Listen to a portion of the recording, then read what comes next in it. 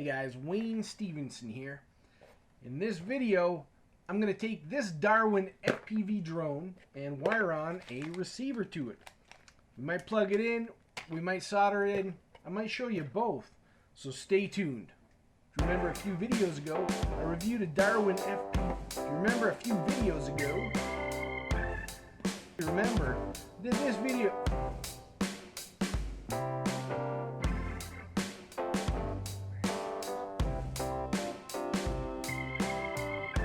Remember recently, I did a quick review on this DarwinFPV drone right there, so click that, check it out if you've never heard of them.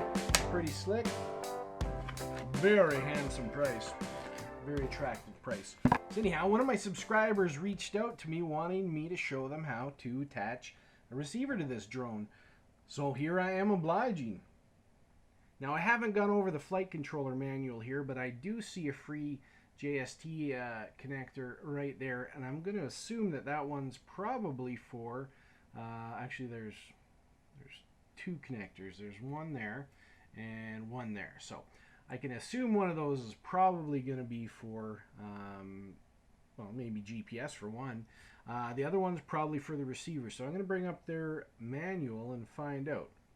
If that's the case, should be a matter of simply plug in a JST pin in. Now they do come with a few JST kits here, so you can wire up your own to match your receiver. Now if you've got receivers like well, an FLI-14's got JST connectors on there.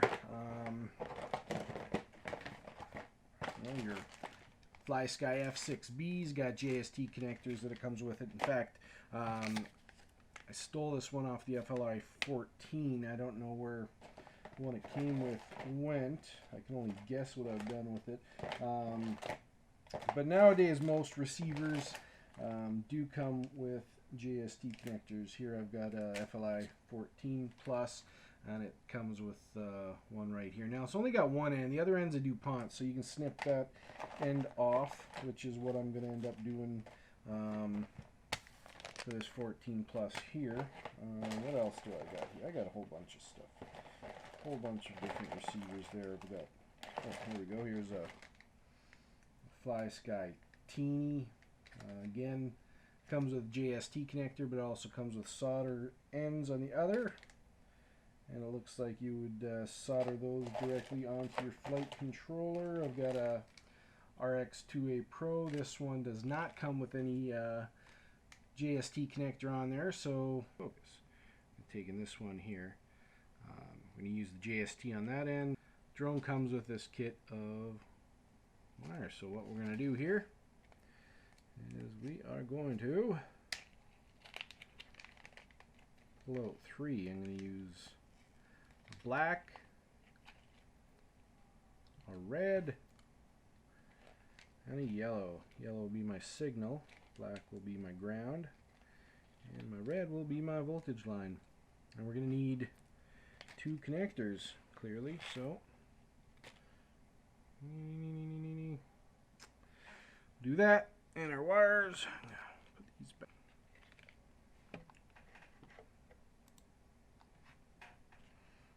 Looks like my other camera locked up. First thing we need to do is confirm on the manufacturer's website the pin orientation for those. So we are going to go do that. Not working still, their website. So I'm going to have to go maybe to their AliExpress page. Alright, it's probably the flight controller that they're using. Let's see, what do we got? RC 5 ground. Okay, so ground 5-volt RC. 5 volts in the center. So we're going to take our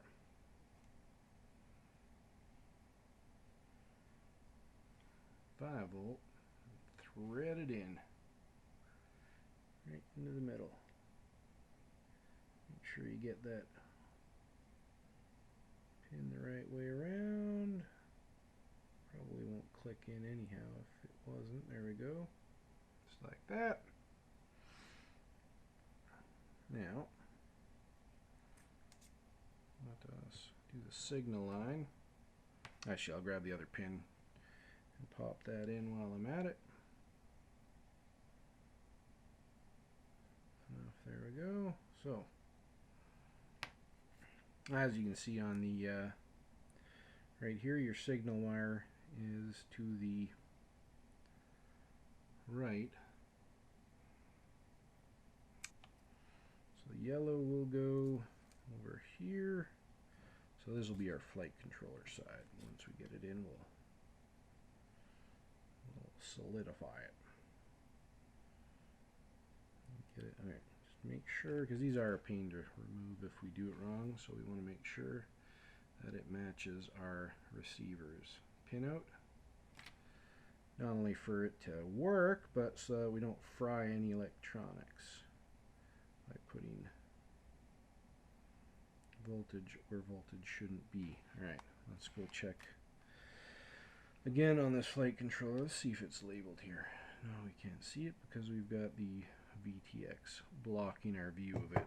So we might have to do some disassembly. So let's go back to here. Alright. Where were we looking? Where were we looking? Oh yeah, so if you look right around here, there's solder pads. That's what we're going to solder to get that working, and we'll need to verify the pin configuration. So if we can tell which side is what, looks like the top down with the boot button. So that's the one we're going to use, and pin on the right is the signal line, so that would be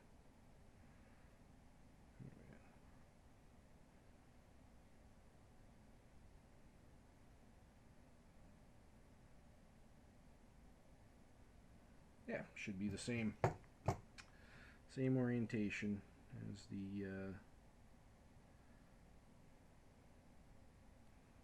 receiver. Same orientation. So, plug the yellow in like so. Oops. Is that looking right? That looks right. There we go. There, that's in. They are fidgety. Take tweezers or a pin if you need to make sure it's pushed all the way in there, which it wasn't. See, just came out. They are finicky, very finicky.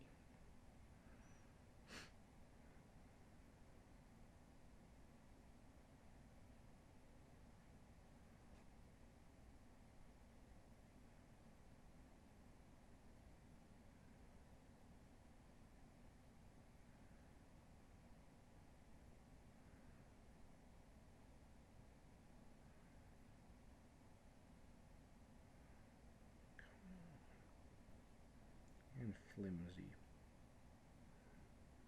Come on, there we go.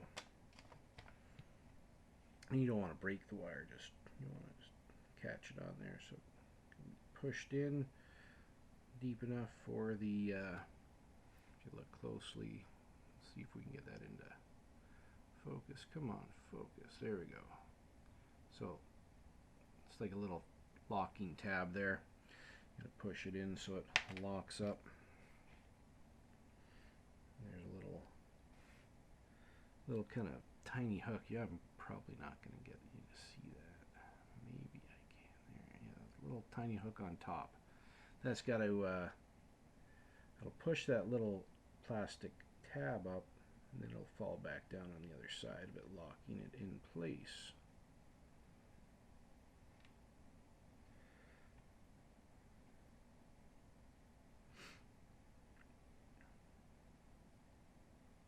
And that's why you want to make sure, if you can't, the wire's not stiff enough to push it all the way in, just get something to push on the metal part, the crimped end, so that it can be pushed all the way in. Trying to push it in with the wires, you're probably not going to have any luck because they're so flimsy. You can't get any sort of can't really push with them. Alright, so that is done. Give them a pull test too. So if they're going to fall out on you, you want it on your bench, not in the air. Alright, so for now, you just need to push this in now. It's quite possible that we're just going into the right into that connector right over there. It's probably easier with tweezers. Use something not really sharp like ceramic tweezers. These are great to have around too, so you don't end up frying things if you come in contact with circuits. And always pay attention to where the pins are on your inside of the connector, because they're either towards the top or towards the bottom, and if you force it in when they're not lined up because you got your connector upside down, you can mash those pins or push the other ones out or break your connector. That's all there is to it. So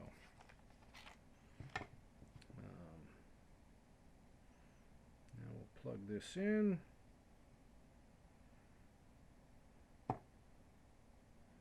Now, depending on the drone and what kind of components are on there, you should be able to have enough power over USB to light up your receiver. So we're going to just try that right now, make sure we get a signal coming through. If I can find... No, that's not one. Just find a million friggin' cables here. Something to provide power. There we go. Alright. Give it some power.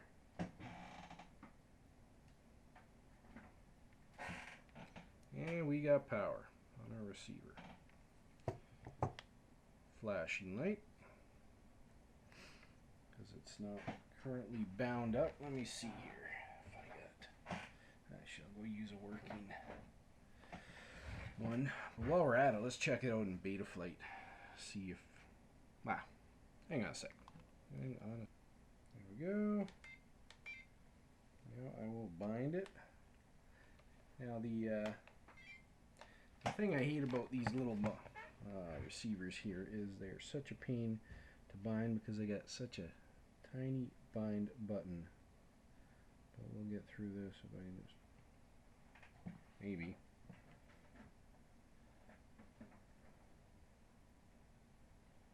And clearly I didn't have it pressed in.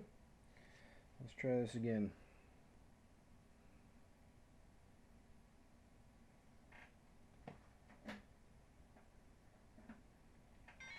There we go. We're bound.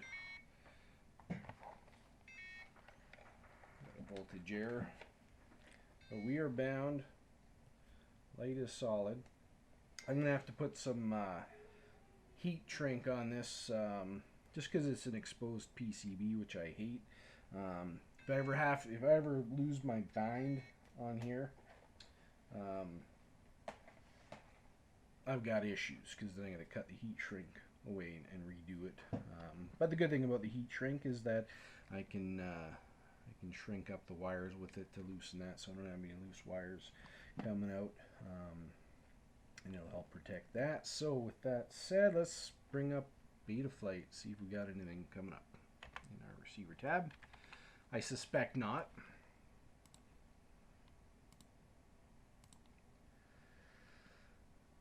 I suspect that we will have to, oh, can't open the port, solder that terminal there. Now, this could just be a power cable and not a data cable, so I'm going to have to hunt for another USB cable. Bear with me here.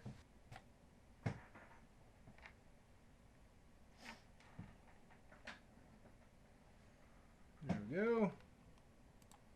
Perfect. Alright, let's check our receiver. See if anything's coming up.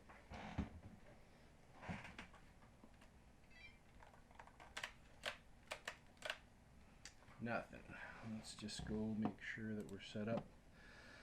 UART2 set for UART1 set for serial receiver. Let's go make sure our protocol is set to iBus. Alright. Save and reboot.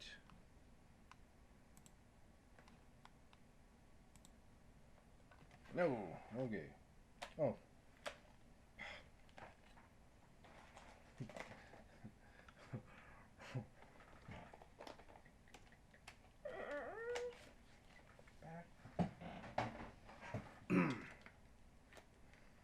But still, I assume.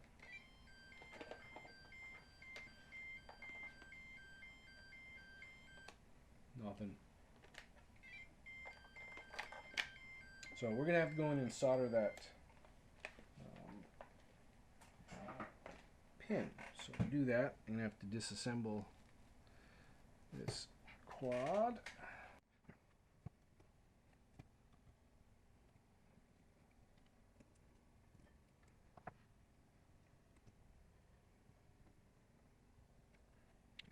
That's here. Didn't find it. Alright, so expose this. Yes. That right there, that S-Bus PPM, we're going to bridge the center in the PPM pad, and that should give us exactly what we need. I like to use some really fine half mil solder. I don't like using anything larger than that.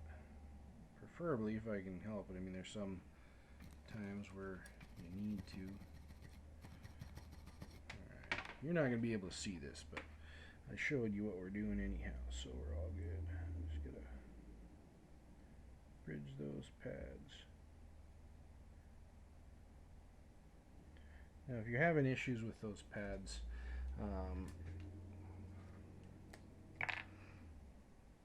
some flux helps.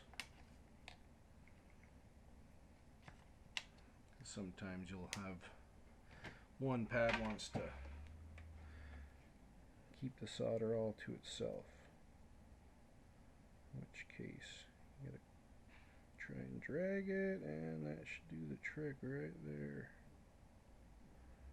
There. That's all it takes.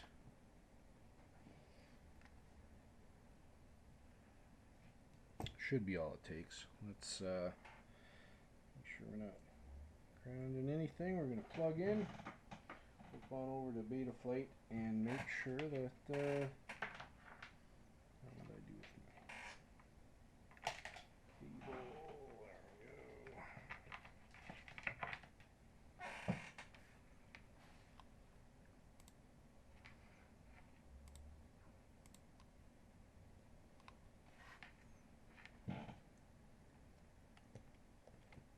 There we go. Go. Connect to receiver.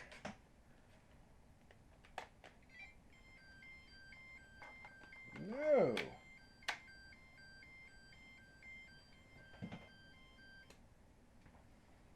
So for some reason, well, let's just see if maybe the ports were incorrect. Shouldn't be, but you never know, right? And there we go. Boom. So, just to reiterate, these are the three solder pads that designate your type of receiver. So if you're going to do an S-bus, you're going to bridge the middle one and the end one. And if you're going to use I-bus or PPM, you're going to bridge these two right here. And in doing so, that will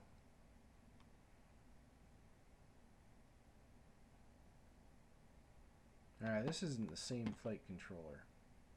Yeah, that's not the flight controller that we are using. Let's go back here to, that's probably the one right there. Yeah, it looks like it. Does it? Yes. Okay, so let's go down here. Yeah, so these are the three pads that you want to solder together. So the middle and the S-bus will give you S-bus connection, which is an inverted UART. It's not going to work with I-bus or PPM. If you want to use PPM or I-bus, then you're going to solder these two together right there, and that will connect onto the RX2 pad right there. The receiver is set up. Now it's just a matter of securing it in there. Now if we didn't want to use the JST connector, we just solder directly onto, well, we don't have any power pads that I can see. Well, you can use the 5-volt and ground. Let me just go back to the diagram.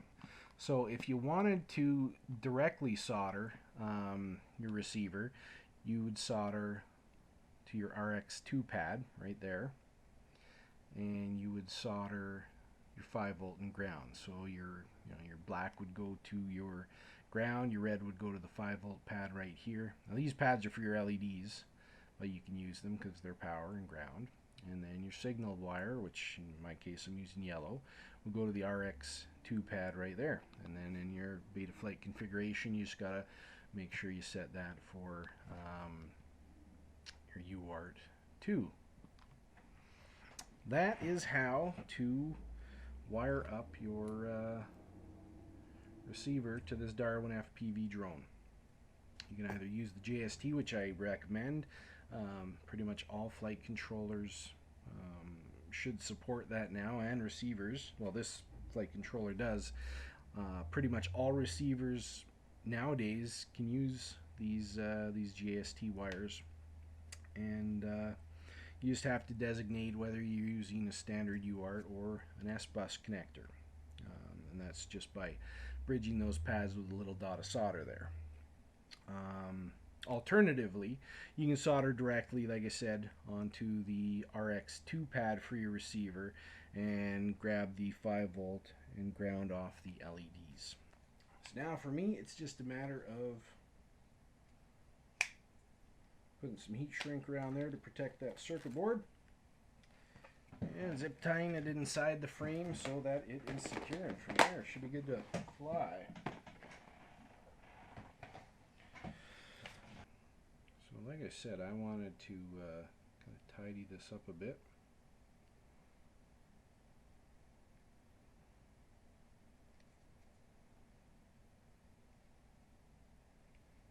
So my wires are a little bit shorter. I'm not going to get into the way of anything. This should do the trick. Make sure you keep it moving so you don't melt any wires.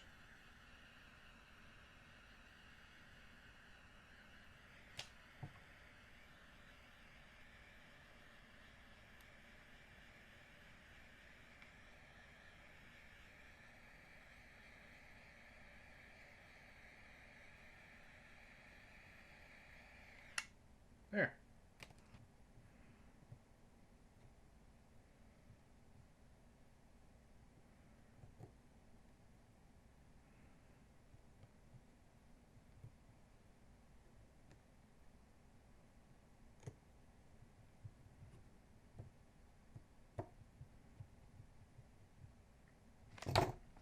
There. So,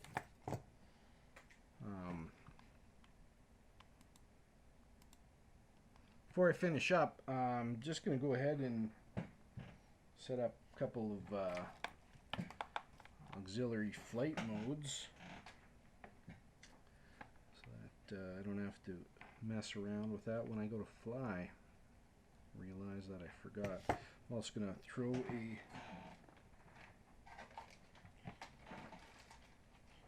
a prop on here just to check clearance on that receiver there. Make sure it's not in the line of fire. Oh, perfect. That ain't gonna come in contact with that receiver. Always make sure that it's out of the way, because if you can, you will chop it.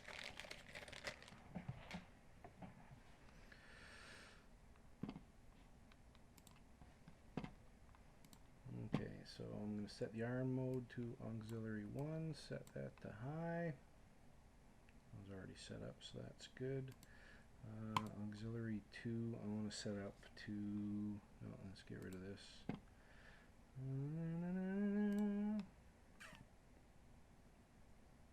Yeah, I'm going to go angle mode for auxiliary 2.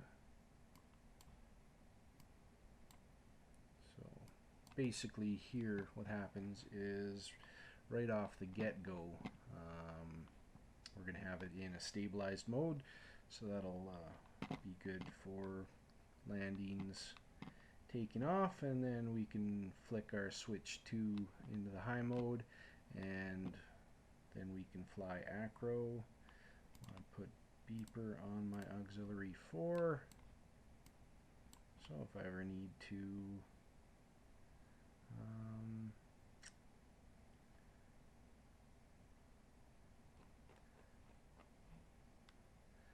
find it, I can set it up. So those are the three main ones that I use. Alright, we've saved that. Let's test them out real quick.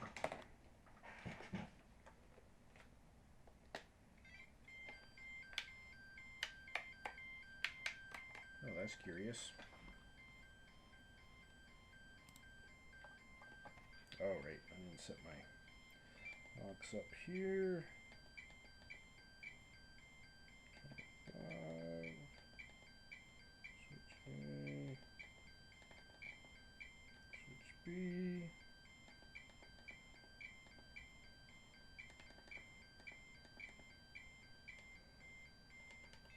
There we go.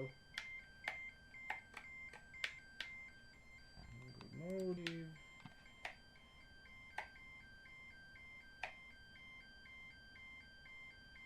Oh, that's weird.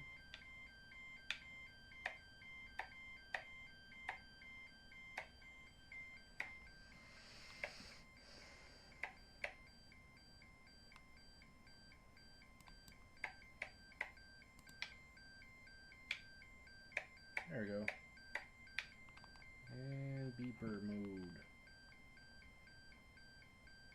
Nice if these were in alphabetical order. Add range. Go to auxiliary 4. High. Save. There we go. Perfect. Alright.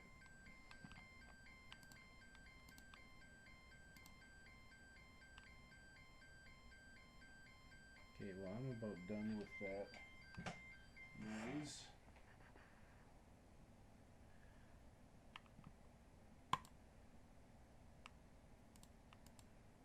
Now we're going to set the